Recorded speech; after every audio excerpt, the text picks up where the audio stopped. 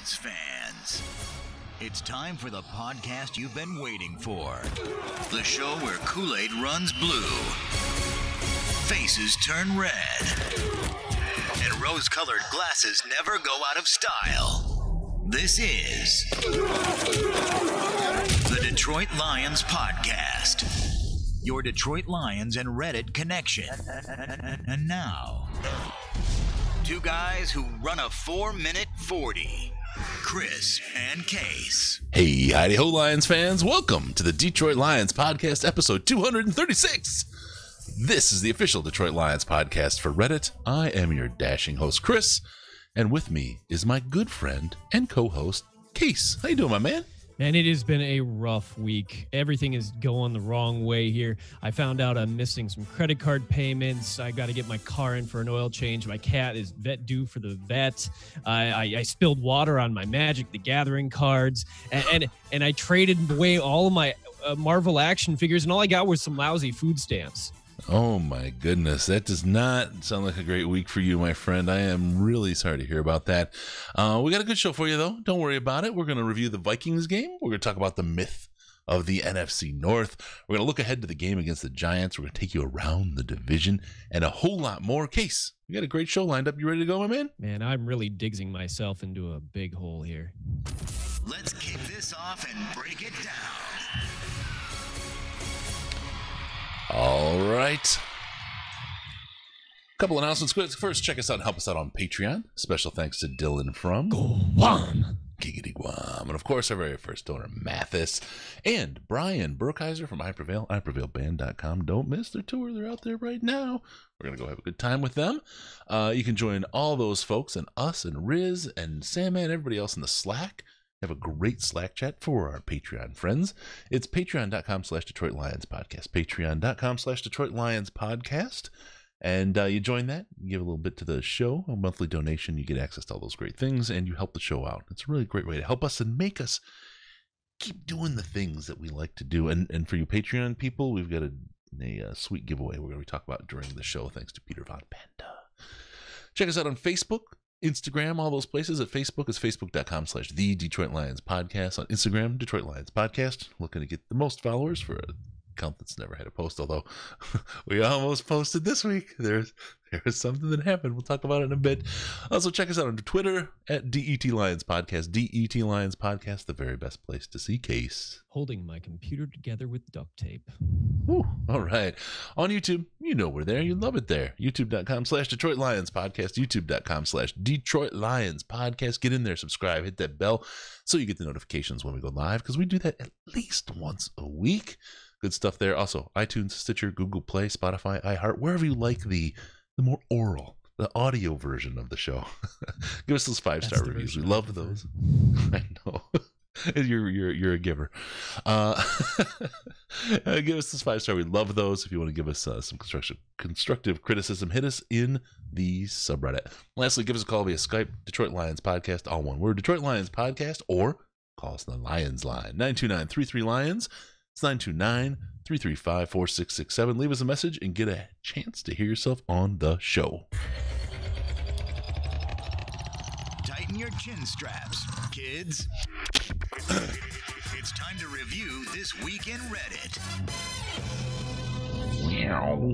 How you doing? All right, it's time to talk about all the fun and exciting things going down this week in Reddit. I'm getting a little unsick, Case. I'm on the better side of being sick, so please bear with my nose and maybe some of the sounds that come out of me as we do this. Let's get into it. It's been a big week. I think there's been a little bit of news that people are talking about. Some dude named Quandre Diggs, Quandre Diggs, traded away. That's been talk of the town, hasn't it, Case? Yeah, it was unexpected, I think is maybe the best word there. Now, I mean, there's been at least a few different angles to look at it from.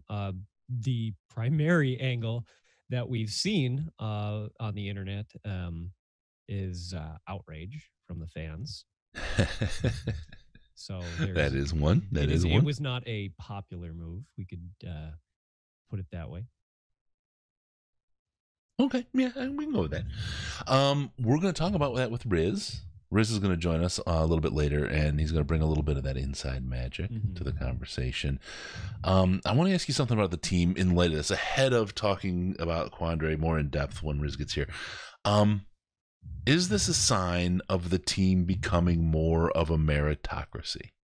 And we'll talk a little bit about this, but William Clay Ford has been notably given a lot of grief for his holding on too long to those relationships, being too nice a guy, right?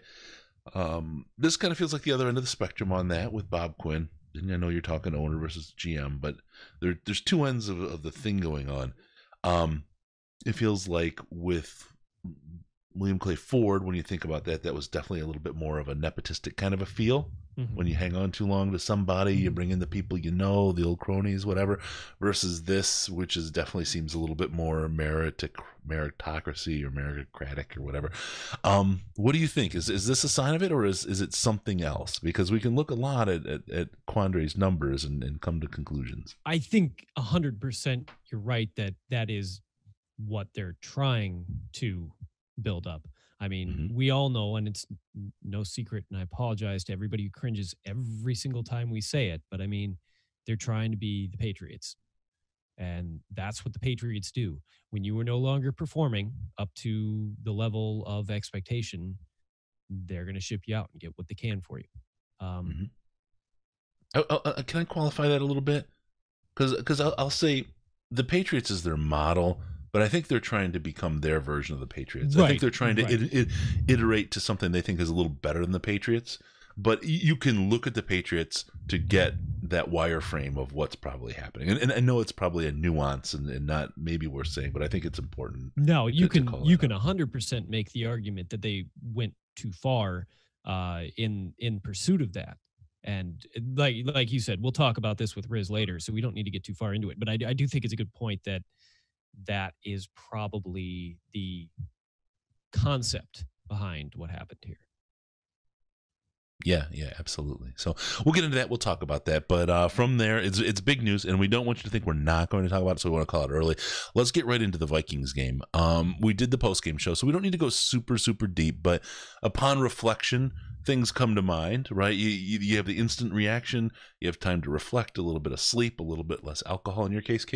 Let's talk about what happened with the Vikings. And I know there would be no talk of a Lions game if we didn't have you talking about Marvin Jones. Oh, yeah. I'm just going to – it's so gratifying when you're right. And for me, I got to take those opportunities when I can get them. Yes. No, but I'm just proud of the boy. Fantasy starter for me this week. Completely. Is that really why you want to talk about him? Just strictly the four touchdowns? It might have something to do with rubbing it in your face that things are not going as well for you. But you've got a loss. I've got two. It's not that big of a deal. I just had my one bad. How many points did you get this week, Chris? It was in the 30s. Everybody failed, but that means it's not going to be. None of them are going to fail again. I'm just going to have at least average or better weeks from now on. Anyway, no, I'm just proud of the boy. I've always been on his bandwagon since months before we even signed him. I was suggesting that he was the guy I wanted us to go out and get that year. I think that first of all, he dominates Xavier Rhodes. It seems like every time that they face the Vikings, he's just all over him. I've always appreciated him as a true, and not to get too far into this topic because obviously we'll also probably talk about this topic with Riz. But as a leader on the team, he's not necessarily an elite player, but he's setting every example the right way, and he has his whole career. He's not a diva. He's not, but he builds everybody else up around him and all of that stuff. And I've just, as far as favorite Lions goes, he's slowly creeping up into the upper echelon of those guys, where I have guys like Glover Quinn and Golden Tate, who are also free agents that we signed, deals that I think ultimately have looked like they were pretty damn good deals for the Lions. So he's near the top of the guys that are actually playing right now. Right. Well, you know what I think is probably not been talked about a whole lot, but I think is important. The chemistry between him and Stafford is pretty strong, and it really showed itself this week. There's times when Marvin isn't the guy based on the offensive scheme for the week, and that's fine. That's normal part of it. But those two, they have a connection besides the team. Their wives seem to be really good friends, and for married guys out there, you're not allowed to have friends unless their wives are approved of by your wife. There's a big, but they do have a strong connection. You see, especially around Lions related stuff, they get together. I think they get together on a personal basis outside as well, enjoy each other's company, have a lot of fun together.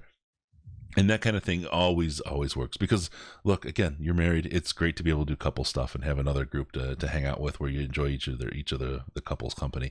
I think that just adds to the chemistry of these guys and helps both of them do better when they're working together on the field. So just a little thing, right? That's the kind of thing that you get from that whole kind of teamwork concept that maybe the Quandre thing makes it feel a little bit different on the other side of the ball. We'll see. But yeah, those two guys are working tight together. I think the big story of the game, it hasn't changed in that it was an absolute and complete collapse on the defensive side of the ball. Yeah. From coaching to the players, the decisions made along the way, tackling the front seven. I mean, there was Justin Coleman looked the worst it would look like it was his worst of the game of the season. I don't have PFF numbers to back it up. Just from my analysis of the game and looking at it, it was not his best game. It was disappointing. What happened is, I think the big question, and only time is going to answer this for us, was this an anomaly, or was this Lions defense that we have to expect for the rest of the year? And that is not an easy question to answer, but I do think if you play the trends as opposed to by the outlier, which you guys all know, that's one of my catchphrases. You always buy the outlier. We never buy the outlier, Chris. Sorry. Oh gosh, I misunderstood you. I'm sorry. Yeah, no, I mean, this was the outlier so far this year, but it was really bad. And part of the reason it was really bad is the injuries and not being able to run what they want to run. So the question then becomes, who's back? And fortunately, this game we're playing this week, and I hate the term trap game because I don't think such a thing exists. But if you personally, that's my personal feeling of it. But I think it does. But as far as it's maybe a little different than people think of it. I think trap game exists as far as fan expectations. I don't think trap game exists for NFL teams as much, because I think I that's okay. I just don't think that teams under prepare for a team because they look like a bad team. I think you're right. I don't think teams do. I think players do. I think and this is the thing, because like anything, you have a bell curve of preparations, and I think guys are looking, everybody is looking, that's why we have tools as human beings, right? We evolve to try to make things a little easier.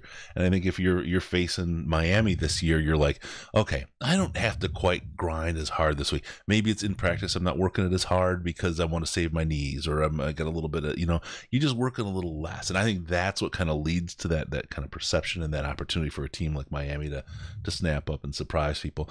In the case of the Giants, I think the Lions right now are, if they didn't have focus after the Green Bay game, they better have focus now after the Green Bay and then Minnesota game, because this is their lives on the line. This is their season on the line. As silly as it sounds, but this week against the New York Giants, if they lose, you are going to light Ford Field on fire. And I wouldn't be surprised, actually, if you started seeing a fire sale and guys like Diggs started going, because we lose the Giants right now and it's close to done. Right. And the Giants lost by less than a score to the Cardinals last week, who the Cardinals have looked better than they looked when we faced them and tied them. We've also, for the most part, looked better, even if last week was maybe an exception to that. Of course, they got blown out by the Patriots the week before. That's, everybody's getting blown out by the Patriots, and even though the Patriots are playing all bad teams. But, I mean, you can't necessarily look at the Giants as a team that can't do anything. if the Giants were going to win, it would have to be likely a collapse by the Lions. But we all know that's a possibility. And so I'm not taking this win for granted. So I'm not taking this for granted. I'm not taking this win for granted. Now, am I picking the Lions to win in my pick'em league? Yeah, of course I am. With some confidence, but at the same time, this is the most necessary game of the year so far, and that will be true with every game going forward. Yeah, and I mean that's so cliche, but every game, especially when you get behind like we are now, the next game is the most important game, and if we can win this one, then the next game after that against the Raiders will be the most important game. And then the next game after that will be the Bears. That'll be the most important game. So I'm not trying to be overly cliche with that. I'm just saying that this is an incredibly important game to get the Lions back into a swing of things, get them back to 500, because if they get back to 500 right now, all they could, hope for they're not in complete control of their destiny, because there's a few other teams in the NFC, both in the division and out of the division, who would be ahead of him in both the division and wild card races.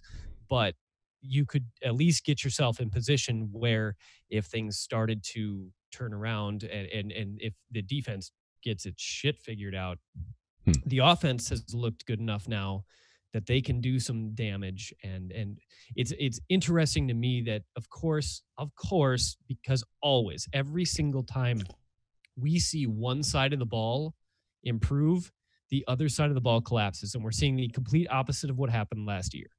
Mm-hmm. And I just hope that is not a trend that we can continue to see through the rest of the year. It's just something we've seen many times before on the Lions. It's incredibly frustrating to have one unit doing really well and the other suffering. Everyone thought Stafford was going to be trouble this year, right? Not everyone, but that was the mantra right there. Yeah, but that was the general mantra. I wasn't there either, right? But Stafford's going to have trouble. Oh, the offense. I'm terrified about the offense. I'm terrified. Oh yeah, we got snacks. The defense is cleaned up. Couple pieces we put in place, and holy crap, it's a flipped script. I want to go back to something I said though ahead of the Packers game, and it's kind of what put us in this position that makes this Giants team a must-win game against. That game against the Packers is one of these games the Lions have so traditionally where the world could be their oyster. The world is in their control. And you can say the refs took it away. We can talk about that and understand that. But historically, whatever happens, either the Lions stinking up the refs, it doesn't matter. Someone else, we play Matt Ryan as a rookie. Whatever the thing happens, we don't take control. We don't do that as a team. It's shit luck. But here we are in the familiar position of the Detroit Lions of we now have to play from behind and win and hope the rest of the division gives us help. And it's always the worst place. And then it comes down to the end of the season and it's the tie this year or something that happens that we didn't quite get the help we need. And, by week 14, we realize it's not going to happen. And then the last game of the year, we're going to shut out the damn Packers again. It's going to be, hey, that'll carry us into next year. So frustrating to see that happen. Get the win this week. Get the win the week after. Start building it back and bring this team some hope and some wins. That's really what it comes down to right now. I'm from the Vikings game, and I don't know. Is there anything else we want to talk about? I mean, Kirk Cousins smoked us, right? Yeah. I mean, Kirk freaking Cousins. He earned his whole check right there, like they all do against the Lions. I'm not sure there's much Matt left Flynn. that we didn't talk about in the post-game show. I would like to reiterate a point that our friend Ash continues to make, and that this team is not built to rush the passer. And so we're in theory built to stop the run and use the secondary to stop the pass. Obviously, we are not doing a very good job at stopping the run, and that is probably the most worrisome thing about this defense. Because the secondary is still doing a relatively good job. They got, Kirk Cousins got the better of them. But that had a lot to do with getting good field position and getting good rushes and not being stuck in bad situations. And a lot of people are talking about tackling when it comes to Diggs and this thing that happened this week, and oh well, his tackling or whatever else, and like we said, the meritocracy. There's one thing, and this may be, we'll see what points to this, but the system. How was he playing within the system, and was he where he needed to be, and was he buying in to how he was supposed to play? There may be something here that there may be a system. Those stats issue don't point at, right? Yeah. And we thought we'd solved most of that, given the off season. We knew it was going to be an issue last year, because they the wholesale change of everything. We thought coming into this year and looking okay to start the year, that was more or less behind us, but it's not, and it's hard to say whether or not how much of that is dependent on the injuries that have happened and how much is just inherent in either the scheme or the players we actually still have, even though we tried to address that. Yeah, more to come. I continue to believe, or I believe this team continues to get better. We'll talk about what we got for Diggs, but overall, you don't necessarily tank to get better. But we'll see. Hey, I want to talk about a game that's really awesome, and it's thanks to Peter Von Panda. You guys know him, youtube.com/Peter Von Panda, the ultimate YouTube reviewer, the man who looks, reviews, tells you everything you need to know about everything you might buy, and then intersperses it with hilarious comedic moments. I don't know if you saw his Peter Von Panda review on the post-game show the week before, Case. It was hilarious. He just called it on the fly. Yeah. His panda senses went off. He actually picked up something that I think is super, super cool, and now I'm going to go buy one.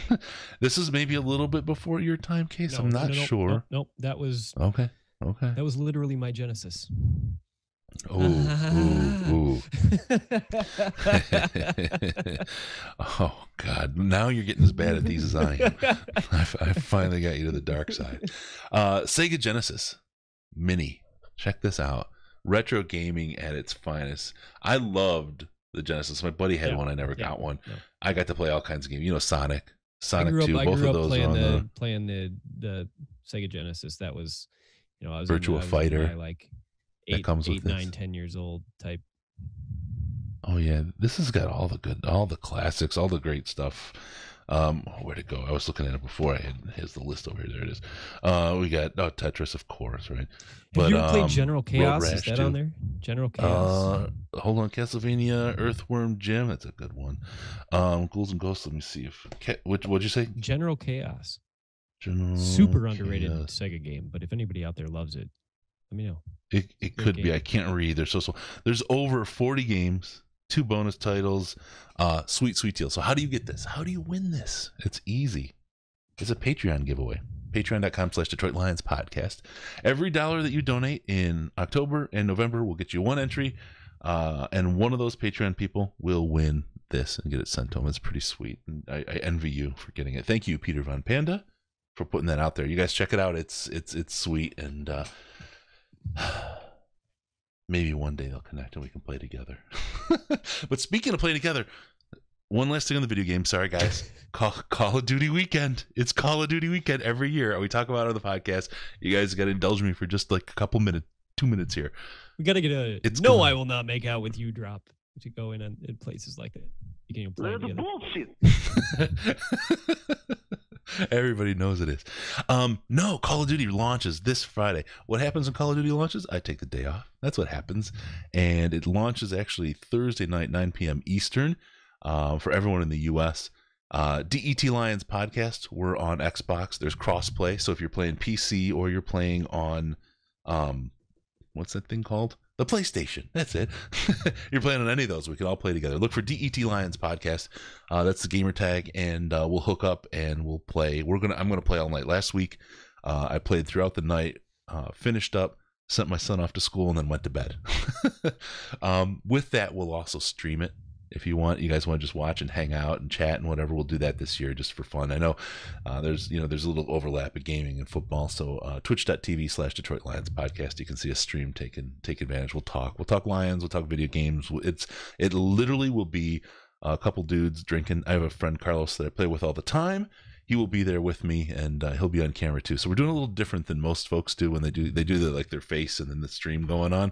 It'll be his face and my face and the stream going on, and you'll hear us cursing at each other because we've been playing together for 100 years, and it's one of those things. So, all right, that's it. Twitch.tv/Detroit Lions podcast starts at 9 p.m. Eastern on Thursday. I will not be talking football from then until the Lions game. I'm just kind of walking away after this loss. This week's podcast, I've done my duty. I've done my work. Now I need some healing time, so I'm going to break myself. All right, let's move on. There's a guy, I don't know if you've heard of him.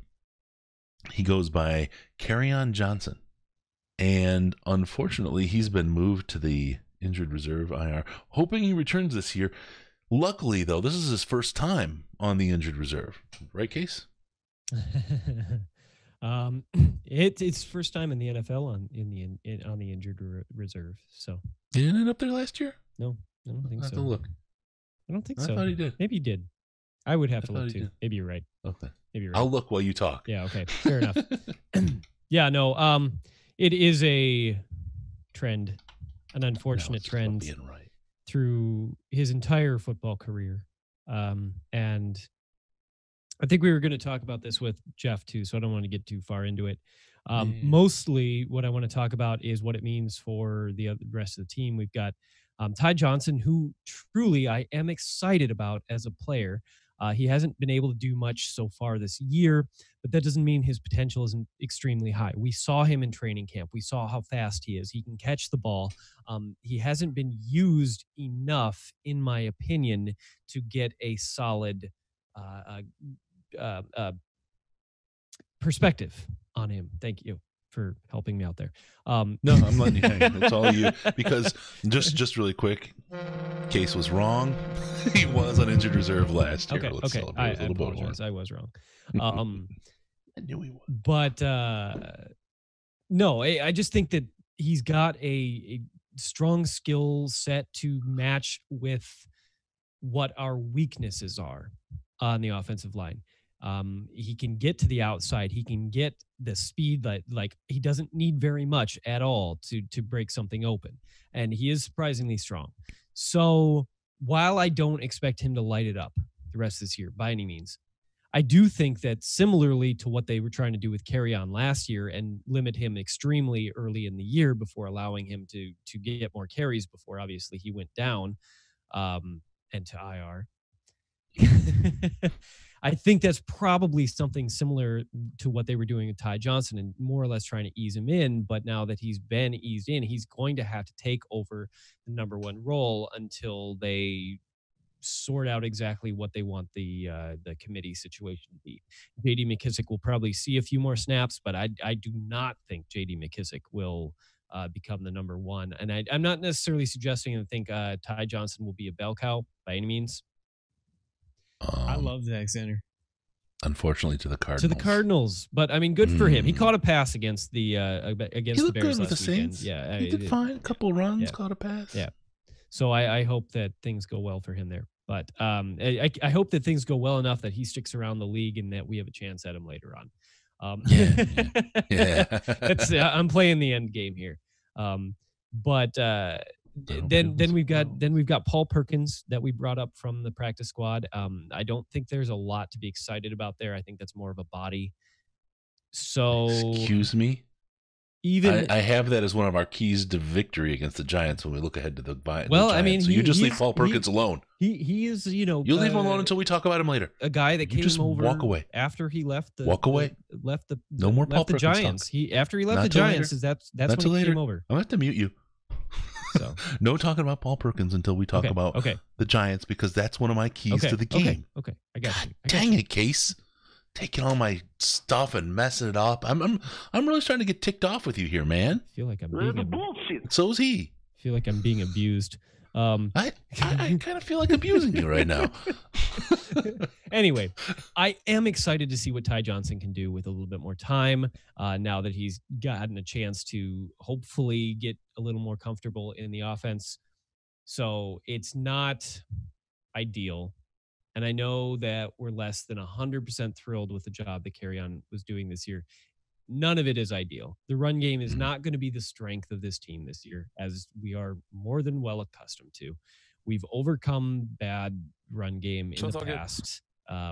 So in that sense, you just hope that he shows a flash, and that he shows enough flash that when next year rolls around, he can be a contributor in a meaningful way.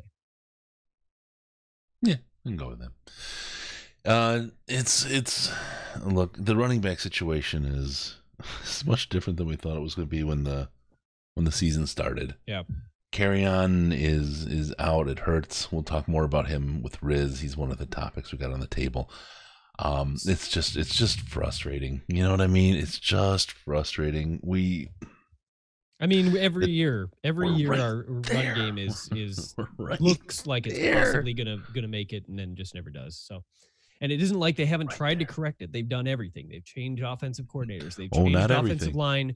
They've changed offensive line coaches. They've changed running backs. They've changed everything, but they've changed offensive linemen.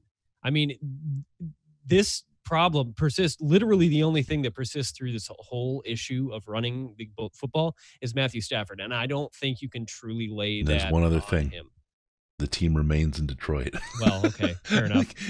You're talking about is this really the Barry Sanders? Is this changes. like Barry Sanders' curse? Is the same as like the Bobby Lane curse? Like, I'm thinking the only things left to try are pretty crazy. So you got to think about maybe that's not it, right? Maybe there's something else we got to do. I don't know. All right, so that's that. Let's talk really quick about your Lions gear and anything that's not Lions gear. We got two things set up. One is fanatics.detroitlionspodcast.com. Get all your gear, sports gear, any team you want. Go fanatics.detroitlionspodcast.com. You go there, you get your stuff. You'll look good. You show off your team. You can get your memorabilia, the whole thing. And you help out the show. They give us a kickback. The other one is amazon.detroitlionspodcast.com. Amazon.detroitlionspodcast.com. You go there, any of your Amazon purchases, it takes you straight there. Same way like Fanatics. I was talking to Chris Robbins. He bought something on Fanatics. He didn't even know. He's like, did it work? I don't know. It's that smooth, that easy. Amazon.detroitlionspodcast.com. And it'll take you right to the site. It just lets them know we sent you there. They give us a kickback, and that bald SOB Bezos doesn't get all the money. You don't want him to have it anyway. You want to share with your good friends here.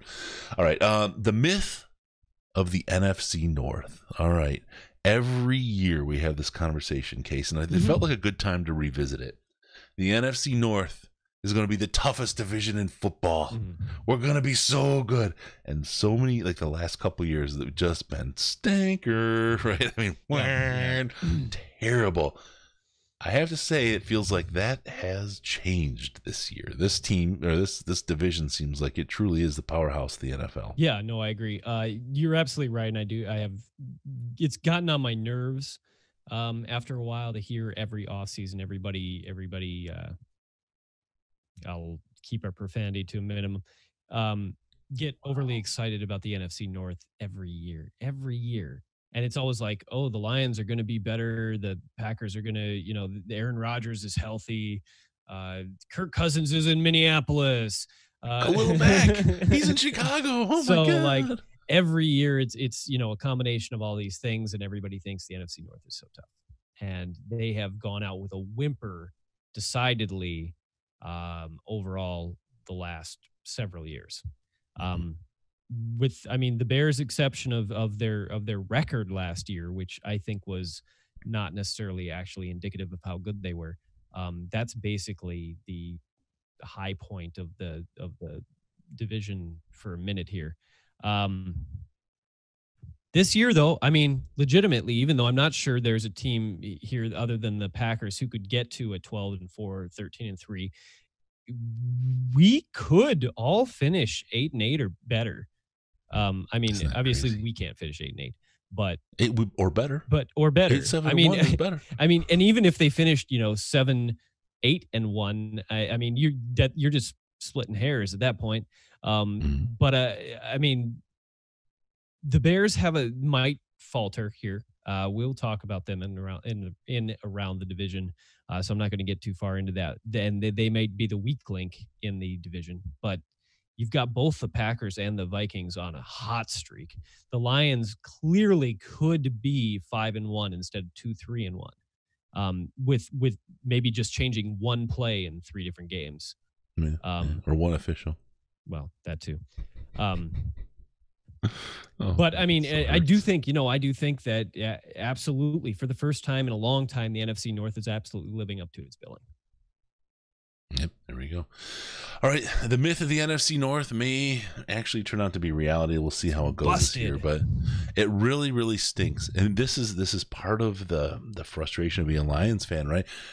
When your team feels like it's got some strength and it's going to do good, your rivals, you're going to play 6 games a year, are at their best as well. It's the only other place I could think that stinks just as bad as to be in the division with the with the Patriots, right? No matter how good you are, you're almost always gonna get 2 losses a year, and that's just gotta suck ass. All right, let's go on. Let's take a look ahead at the Giants game. This is a must-win game. Of all the craziness that's out there this week, we're looking at the Giants, and after losing to the Packers and after losing to the Vikings, this is a must-win game. Our season right now, it doesn't matter about divisional record. The tie is our tiebreaker. The thing that matters 100% to this team is wins. Just win, baby. That's it. Run the table. Whatever you want to talk about with all that, you got to win to have a chance. What are we going to do? Can we take on these lowly Giants and Danny Dimes? Case? Yeah, I mean, they're 25th in total points. They're 24th in total yards. They're 23rd in passing yards and 17th in rushing yards. Their offense is not good. And Danny Dimes. Yeah, Danny Dimes, who's got a big old, what is it, 75 quarterback rating. How will we keep up? Lowly Matt Stafford. And I don't necessarily think, I'm very much a hater on young QBs in general. That doesn't mean I don't think they can't develop, but it doesn't mean that I don't think Daniel Jones can't develop. But at the moment, let's say that this is a prime opportunity for this team to come away with some interceptions that have been sorely lacking this year, as he has 6 touchdowns to 7 at the moment, then a 4% interception percentage, which is not good. Saquon Barkley is not playing, I don't believe. Somebody can correct me later if I'm wrong. They don't have anybody else running the ball that is even remotely frightening. I thought Saquon was coming back this week. Is he? I thought he was, but you keep talking. I'm gonna double check what you talk. I'm the sick guy here, so you keep talking. Look it up. I do think that Golden Tate has potential to eat us up a little bit. Both because he's got a little bit of he's always had a chip on his shoulder, and while I think he appreciated his time in Detroit, I do think that there is that factor to it. Plus, I also think he matches up really well against us. He's the kind of receiver that if they try to put one of our linebackers on him, Jared Davis, is not going to go very well. Hopefully Darius Slay is back so we can cover Darius Slayton. Saquon was limited, by the way. Okay. So maybe he will be back, and that could potentially be a big problem for us, both in the run and the pass game. I thought he was out for a little while longer, but that is Evan Ingram. Maybe this game will tackle. I mean, that would be a difference maker. The interesting thing for the Giants offense in this game is that the guys they're going to likely rely the most on are Evan Ingram, Golden Tate, and then if Saquon Barkley is back, Saquon Barkley. And all 3 of those guys are the guys who are going to be trying to take advantage of our linemen and our linebackers. Our front 7. Sterling Shepard, I'm fairly certain, can get shut down no matter who we've got, even if Darius Slay does miss this week, which I think he was limited. So it's likely he plays. But Bernie Fowler is not a name that frightens anybody. So they really don't have wide receivers. They really don't have wide receivers outside of Golden Tate that are frightening to anybody. I think they still have TJ Jones, but I'm not actually sure if they're actually running him. Can we talk about how scared they're going to be about Paul Perkins? Secret weapon. Okay, fine. I can talk about Paul Perkins. We are pulling everything out, pulling out all the stops, and we're going to give him Paul Perkins. And I really want to see if I can get the microphone to pop on that one. Paul Perkins is popping up on the Lions team, and he is going to poke them for plenty of yards. There's all those people. Possibly. Plosive. No? You don't think Paul Perkins, no. running back for the Detroit Lions, is going to tear up? What if, just think to yourself, what if Paul Perkins has the game of his life. That would be great. That would be a good storyline. Can you imagine how? Week. Yeah, who needs carry on? Trade him. Yeah. Cut him. Don't even cut it. Don't even trade him. Just cut him. We got Paul Perkins. Yeah, I'm good with that. From the practice squad. Yeah, no. For those who don't know, Paul Perkins, formerly Giant, practice squad player. Oh my! I shouldn't bust the guy's balls, man. He's in the NFL, right? He's worked his whole life, and he's made it in the NFL. I'm sitting here, Paul Perkins, basket player. He started 5 games for the Giants between 2016 and 2017. He didn't play for them at all this year. I'm not sure if he was rostered. He must have been rostered week 1 or something like that, but not played. Does not have good career stats, but he's about to change can that. be used as a receiver out of the backfield. So if we were to use him, that would likely be. I remember his rookie year that he was with the Giants, and he had 112 rushes, 456 yards, 4.1 yards a carry. He wasn't terrible. Everyone he was actually got potential. a little Paul excited Perkins with about potential. him. And the truth of the matter is, I don't remember player. if he got hurt or what happened, but coming back in 2017, he started 4 games in 2017, which is when he should have been putting up yards, but only managed 90 yards in 4 games starting. So Paul Perkins has the potential to be a premier player from the practice squad. Possibly. Good stuff. All right. And yes, it's a must-win game. All right. So with all that being said, we're going to keep rolling, and it's time for our guy Case to take us around the division. Don't fuck around. Oh yeah. Oh God, I get a headache every time. You start can't shake swinging it my like head that, man. around like It's that. the Yeah. concussion. I know. I keep forgetting I'm not 16 anymore. That's a sweet drop, though, man. I love that. Yeah, no, we pretty much well covered what happened with the Vikings. We'll just talk. The only thing I'll toss out there is that they play the Redskins this week, and that should be like about as easy a win as they'll get all year. Trap game. Yeah, I hope so. God, I hope so. But unlikely, as the Redskins don't want to win that game. They don't want to win anything. Fortunately, we still get to face the Redskins, so there's that. The Bears, you know what? Let's save the Bears. They're the most fun one here. The Packers. Aaron Rodgers had a more or less career game in a career of good games, and I don't want to talk about it. But despite the fact that he's missing Devontae Adams and his wide receivers are kind of shit right now, he put up a perfect passer rating, and it's makes me sad, Chris. Mm-hmm. Makes me sad. Mm-hmm. Yeah, that's this guy. It's not fair. I know. It's not fair. It's just not fair. I know. Especially, and I mean, maybe it would be, I don't know if it'd be more or less frustrating if we hadn't gotten jobbed against them and we'd beat them and they were like a half game ahead of us instead of a game and a half ahead of us, whatever they are right now. The game and a half seems untouchable against that team. Yeah. You know what I mean? Yeah. Oh, God. I just, you know what? Aaron Rodgers is a great quarterback. I can openly admit that. He's not my quarterback because he's just not. He is the smuggest looking douchebag I think I've ever seen in my life. I mean, it's his facial hair is almost as bad as yours. I cannot stand this guy. Give me a break. I don't shave before I do the podcast. I had the day off today, so it is what it is. Yeah. How many children did you chase? Children did you chase today? At least 5. At least 5. No, I hate that guy. I absolutely cannot stand him. And it's not like that. I can't think of another quarterback in the league. And we faced a number of them, twice. And of course, not as good as him. But he, for some reason, outside of the games, I cannot stand him. His little limp wristy, beer drinky, sippy doodle, thumb pinky up shit. Drama. Always drama with the family, with the coaches, with the players, with the. He fired God, I don't know. Whining at the refs. That's just that part of his personality is really grating.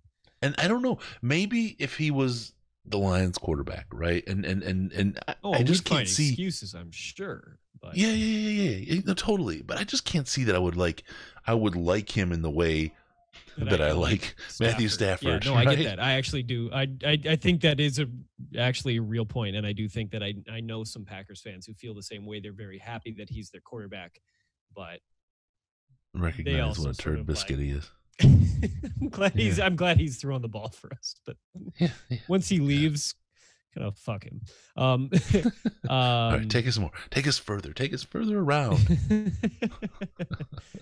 Yeah. So the Bears. Yeah, the Bears. I rewatched the Bears game today, and Mitch Trubisky got shit on hard this week. Hard by everyone. Well, he was injured. He was playing through an injury. And I'm not here to suggest that he played well, but I don't actually think he played as bad comparative to the rest of his team, who also played horrible. So he's not the one that cost him the game this time. I don't think so. Everybody. Okay, so let me break it down a little bit. Think of the argument, right? I don't think he's the player that cost us the game. Right. He wasn't. Maybe. He's among the players. Sure. He is among the players who cost them the game. I can't only use one finger to figure out who cost us the game. But if I had multiples, he'd get one. That's my quarterback. But no, let me break it down. Like, okay, so first of all, everybody thinks that the Bears special teams is good. And they may have, I haven't watched that much of their special teams this year. And obviously Cordero Patterson had the monster return, and I'll give him that. That was the only good play I saw out of their special teams all game. They got shut down on all the rest of their returns, including some that were backed up further than they should have been. They allowed several good returns, a couple of them called back on penalties, but they allowed a couple good returns by the Saints that put them in good position. They got fortunate that there were some missed kicks, but that had nothing to do with the defense. As far as I could tell, it was just missed kicks. That unit did not look solid on the day at all. I mean, one score is more than you're going to get out of most special teams units in any given week. So I'll give them that. Sure. But if you want to grade them on a play-by-play basis, it was not a good outing for that unit. The defense, the vaunted Bears defense, Latavius Murray. Anytime someone uses the word vaunted, it didn't go well. Latavius Murray just ran the fuck over him. All over him. Over them, through them, under them, like just Zach Dragon. He hulked out and carried them along with him the whole game.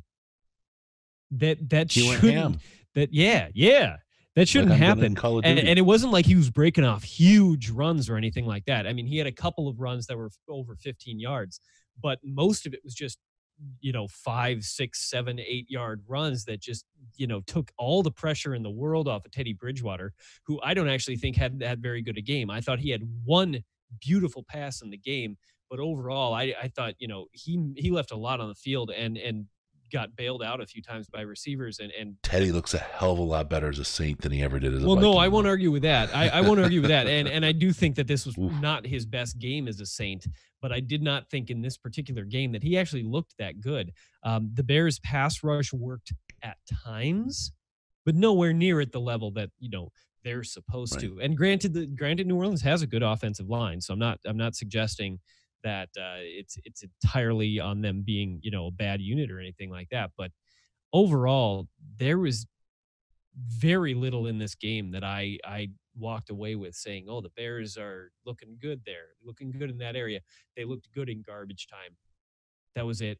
Mitch Trubisky threw some lasers in garbage time, but nobody was, there was no pressure. There was no pressure at all. I need like, the painting, the like overly ostentatious painting that people get done of themselves. Like he'd have like a Napoleon hat or something going on, right? The big like fingers between the buttons. and it would say, it would say Mitch Trubisky underneath it, garbage time lasers. Which, I mean, it's not like we've never man. heard Stafford, accused of that kind of thing either. But this was on a. We've never accused Stafford not being able to throw left either. No, we haven't. Nor has anyone else. They did say he could throw with a separated shoulder, though. Yeah, I heard that. Yeah. Anyway, so there you go. I was majorly shocked at the completeness of the failure from the Bears in this game. And how it can't be all pointed at Trubisky. Well, he's getting better. He wasn't the worst player on the field. All right. Anything else around the division you want to talk about? That? I said he was among the worst players on the field. Right. He was getting no protection either. Absolutely none. Yeah. From what I saw. But that's fine. I had somebody try to argue that with me, and maybe I'd have to go back and rewatch the All-22 and change my opinion on it. But all right. Do you want to talk about your password? L22. No, right. Chris, how about we do that? How about we get banned on YouTube? All right. Is that it for Around the Division? Do you have anything else you want to touch on? No, I don't think or so. Anyone else you want to touch? Touched on everybody I want to touch on. Oh, that's nice. All right, so that's it. For those on YouTube who watch us on YouTube, we'll have the Riz segment tomorrow. But for those on the podcast, he's coming up right now. It's the Riz.